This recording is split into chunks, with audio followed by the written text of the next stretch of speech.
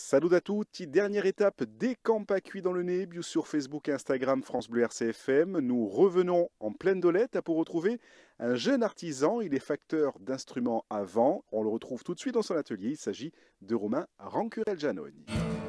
RCFM et camp à cuit. Moi j'ai grandi là dans la plaine d'Olette, pas vraiment au sein même du village, mais plutôt, voilà, plutôt dans la plaine. Donc j'ai passé la plus grande partie de mon enfance à me promener dans les collines, dans le maquis là, de la région. Et donc un petit peu voilà, au fil des rencontres, au fil de la vie, j'ai été joueur de didgeridoo, j'avais découvert cet instrument qui m'a fasciné et qui m'a amené à découvrir aussi voilà, tout un monde sur la musique traditionnelle, sur les instruments anciens. Euh, voilà, donc après, en voulant intégrer une école euh, pour apprendre donc à la réparation de tout ce qui est des instruments classiques, modernes, saxophone, clarinette, etc. Euh, j'ai trouvé donc il me fallait trouver un maître d'apprentissage. Donc j'ai été formé par Hugo Casalong à Pigna qui m'a enseigné la fabrication des flûtes traditionnelles corses. Donc effectivement, c'était très différent de ce que je faisais à l'école, puisqu'on apprenait à réparer les saxophones, voilà, tous ces instruments mécaniques modernes.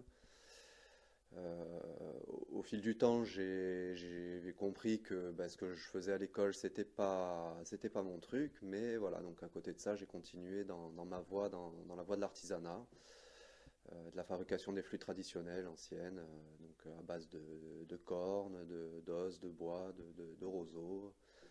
Voilà, donc essentiellement des matériaux locaux voilà, que je trouve autour de moi, quoi. Donc dans les flûtes traditionnelles corses déjà, donc on a la pive, voilà, qui sont des flûtes en roseau ou en corne de chèvre, et la tchalamé, là, qui est un instrument à hanche, donc à base d'une petite hanche en roseau. Et ensuite, divers instruments traditionnels d'Amérique du Sud, du Nord, de l'Inde, différents instruments d'inspiration aussi méditerranéenne. Voilà, donc là je me suis aussi mis à cultiver donc la coloquinte pour la réalisation d'instruments de musique, ocarina ou petite cornemuse, voire même d'autres instruments. Pour l'instant, c'est encore tout nouveau. Et alors, il y a de tout, hein, aussi bien des débutants, des gens qui se passionnent pour l'objet, la culture, qui ont envie de se mettre à l'instrument, autant que des groupes locaux qui cherchent à intégrer les instruments traditionnels dans la musique corse. Et énormément de gens à l'étranger finalement, qui est autant des musiciens qui sont dans les musiques anciennes, ou musiques médiévales, que aussi bien des gens qui sont en musique contemporaine, jazz, qui cherchent à réintégrer un peu aussi, à ajouter des couleurs un peu authentiques avec des instruments traditionnels dans les musiques contemporaines.